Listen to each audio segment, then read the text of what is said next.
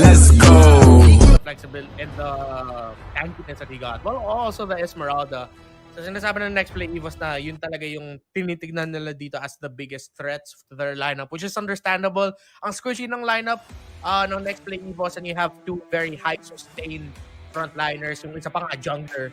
So it makes sense for that last pickup, but it's one of those lineups that, dare I say, for NXP, look kind of greedy. Dahil sa Sicilian, dahil sa carry, dahil sa Brody. That's a lot of time na kailangan ng NXP. Napaka-expensive. If I recall correctly, the last time we saw, well, at least in the pro scene, no, was MPL Season 8. It was by Echo Philippines na nag-carry at nag-Sicilian sila. It wasn't the age of Sicilian just yet. Very meta, very out of meta pa si Sicilian on. And it was expensive then. How about now? Lalo na may Brody, we'll find out. For Blacklist though, I gotta say, yung Valentina, I think this is one of the reasons why naging Pakito carry ito. Renmar, besides the fact that it's an answer to the Barats, is, yun mo, ang daming tools nila na hindi magagamit ni Hagi. Yeah, that's true. Actually, H2 running the Demon Slayer slash Mage Killer emblem. Yeah, the old name. Yeah, tell me you're old without saying you're old. Yeah. Naalala ko pa nung Mage Killer yan. Anong Demon Slayer? Demon Slayer. You were saying? Yeah, for NXP Evos, it's gonna be a different brand of NXP that we're seeing. Hindi naman sa hindi sila makaka-engage. Sobrang bilang lang talaga yung mga oras na pwede sila mag-engage. Why I actually like this adjustment here. Why? Sinubukan niya kunin yung Rock Ursa. Not sure was able to get it, pero since around same level sila dalawa ni Carry, I think it was wise was able to get the Rock Ursa there. But yeah, kailangan talaga maghintay dito ng NXP. They can't be too aggressive. But if they have an opening, maybe they'll be able to win a small skirmish, isa o dalawang kills. Pero a full-on team fight, medyo malabo pa sa may early game yan. Siguro mga 10 to 12 minutes in. That's when we'll see NXP was ready. Kung if they keep it close, ready to take a big fight. Yeah, it's reminiscent of the late Season 8 NXPE. Kung saan minsan nilalagay nila si H2O sa isang Nathan. But right now, look at this. Deathness welcome on to H2. Where are you going? Kamunti ka na, may backup. Ang next play Evos dito. Hayes and Oreshi stopping the first kill. Uy, ano pala si Dominic? Ang lalim. Proxy wars na nga. Sinimula ni Dominic agad. Lalim. It's going to be a early turtle positioning here for Wise. Gusto niya siya yung mauuna sa turtle positioning. Exactly. Oy! That'll be jump. Oh, Hayes! At about half his health. Dominic charging up the Falling Star Moon. Tutulong na lang yata sa pagkuha ng Lord dito. But nope. Gonna go around. Flank. H2 here. Wise taking the turtle buff here. Shielded up ang Blacklist International. Instead, they're gonna try to deny the purple. Nako, out of shape yata ang next play Evos para pumilit dito ha. Mababa ng buhay nila. Especially Hayes. Hayes and Cadenza. Not in a good position here. Retribution right in H2's face. That's gonna be tough. Yeah, and this is what's tough against a lineup na may carry jungle. You're up against a Baron jungle who already got the first turtle of the game. Nanakaw pa yung buff mo. This extends the time until we see next play Evos ready to really take it to Blacklist International. But if they are, how ready are their damage dealers? How ready to deal damage to the Barat? Kano ka ready si Donut on the Brody to deal damage? Next, NXT Evos here, yes, sinusubukan nila protektahan si H2. Pero just as equally, kailangan din nila tulungan si Donut kasi siya yung isa magiging late game security talaga dito, or even mid game if they can really help him farm up very quickly. Yeah, and so far, it's not impossible, but it's very difficult. Blacklist International ahead by about 800 to 1,000 gold at any given time in this 3-minute, 30 seconds game. Bottom lane, napapadalas ang bisita ni ni H2 dito. And I think it's because they're trying to go for the turtle still. Alam nila pag na-turtle sila dito, ang ganda. Parang yung rampa lang sila nung game number 3. And right now, parang nag-iba yata ang ihip ng hangin. Hindi na gano'ng kahirap ang buhay ni Owl. Oh, the claws though. Ang ganda talaga. Na-imagine ko na yung late game ng next play Evos. Kung kunyari makarating tayo doon, ang ganda no sanguine claws for this very melee, very back line heavy lineup ng Blacklist. Exactly. And that's why kailangan lang talaga kumabi dito ng NXP EVOS. Not let Blacklist International to completely run away with it. But Blacklist International, ginagawa nila yung mga tamang moves. Hininto nila at dinidisrupt nila yung farm ni H2. Pero at that time, at least, nakuha na yung H2 yung purple buff niya. But hindi pa rin makaka-contest dito ang NXT EVOS. Again, I'm giving at around this time, maybe around 8 to 10 minutes for NXT EVOS to be ready to go up against Blacklist. If NXT EVOS lose another team fight, make that closer to 10 to 12 minutes. So, rapid gaming talaga for NXT. So, every team fight na matalo nila or every death or every stumble, it adds a minute or two to their eventual game, mid-game or late-game spike. So, kailangan i-consider yan. Ang lalim ng cut ni Oreshi. Ang dami niya nagagawa dito dahil ito lang ang kaya niyang gawin because he's not gonna see Dominic. They're trying to do the same thing, both of them. And right now, at least bottom lane is a little safe. Like, top lane ang totoong laban dito. First blood family after 5 minutes. Oh my beat. Villa Luna taking down Donut. Now Cadenza holding on. Mapapatay ba siya dito? There's the shield set in. And now Hayes trying to survive as well. At least it's damage control. They could have lost so much more.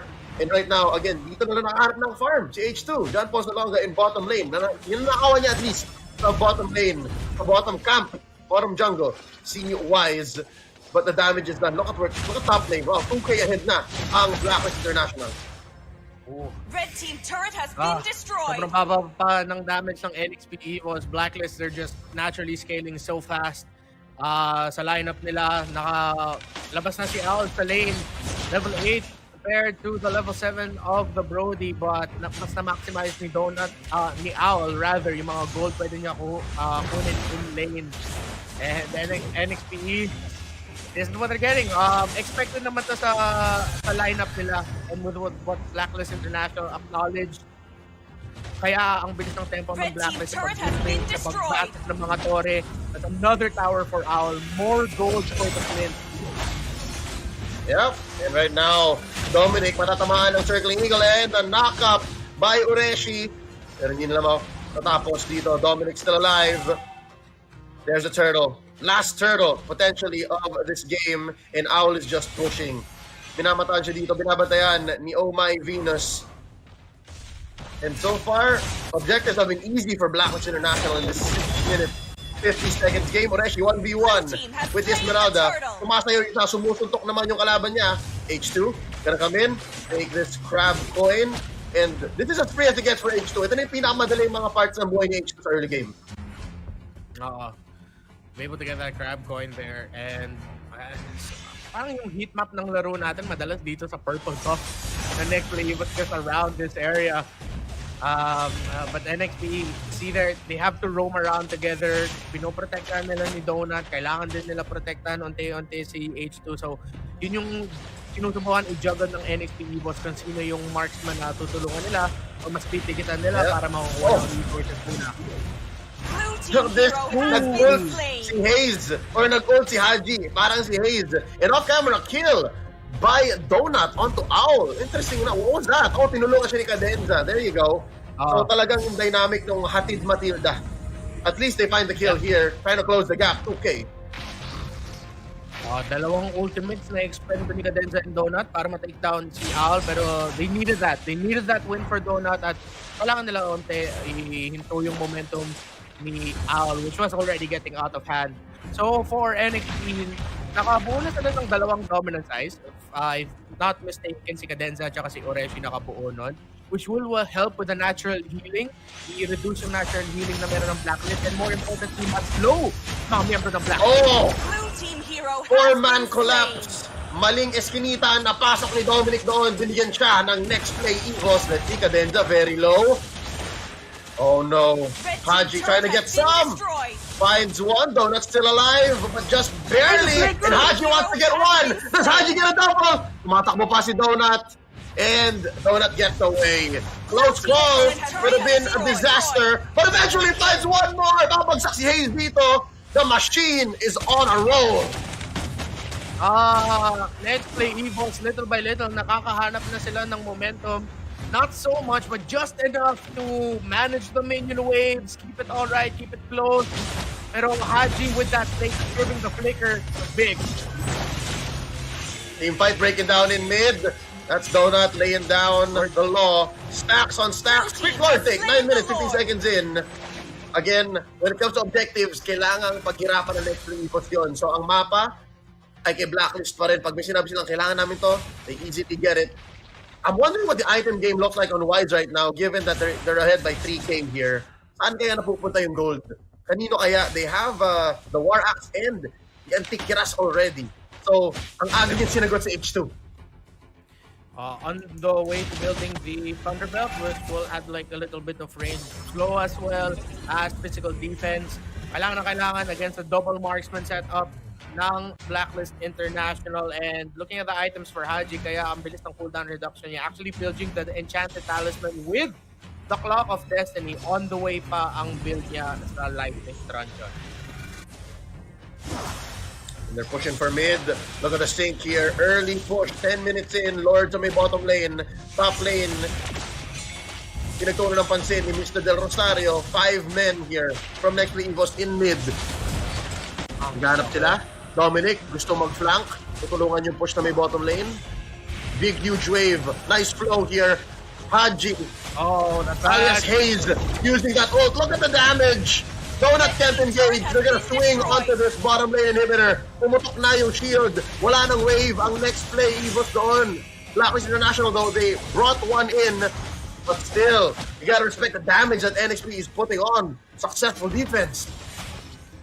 Looking at the lineup for Blacklist. Oh, okay. Oh, wait lang. Mamaya na yung lineup. May bawi dito si Donut. Taking down Haji. A shutdown on the Valentina. 2 for 1 so far. Ang palitan. Cadenza still alive. No burn is enough to take him down. 2 for 1. Renmar, you were saying about the lineups.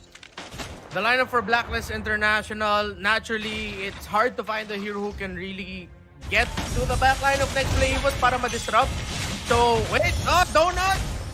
Binigla nila si Donut. That's a kill by Al. And napasama pa yata kay Cadenza. Ureshi gonna go into Wise's belly. As the Detners welcome into the wall. Wrong wall though. Not enough of a distance to stun the Paquito. And there's the comeback potential. Wise still gets one. Medusa gone. A killing spree. And now H2 might go down here. Oh, goes back with the step. And right now, they're just happy to keep this inhibitor and their lives intact. Oh, pero hindi na naman si Haji. I thought Haji would go for it. To quickly sum up what I've been trying to say, the Bats Feast ultimate ng Sicilian, yun yung lagi kinukuha ni Haji. Sulit At na yun sulit. yung parang isang main, sulit na sulit, main initiation tool nga ng Blacklist International. Pag nakuha ni Haji yung ultimate ng Sicilian, he'll activate it. That's how he'll get close to the fight. And that's why nakakaabot sila sa backline nila, that range and the reach of having the Bats Feast on your Valentina na kinukuha niya from the Sicilian ng Next Play Evos. Yep. Oh no, wait lang. Nasa Eagle doon sa may likod. Si Oh My Venus. Del Rosario on the swing back. Acting niya si Donut. H2 forward to backline. And then as well, 3 for none. Walang sagot ang Next Play Evos dito. Mata-sandwich pa kaya yata. Si Bataan. Tatalo na ni Dominic. Flicker on out. Let's see, can they get away with this? Hayes survived, but not the same. We can say for this inhibitor in mid, makabait na si Oreshi. Mapapush ni Auleon. Bottom lane still up. They're gonna try to put some damage onto it. Oreshi bursted down by Owl. Ladies and gentlemen, it's just a matter of time. And now we have our champion in this national team selection tournament. Blacklist International have made it as a part of sibol 2022. Masanay ka na marinig ang mga pangalan nila: Villaluna, Del Rosario, Soto, Gonzalez, Imam, Alaba, Giandani, Enrica Plaza to the Blacklist International squad. Congratulations for winning the sibol 2022 national team selection.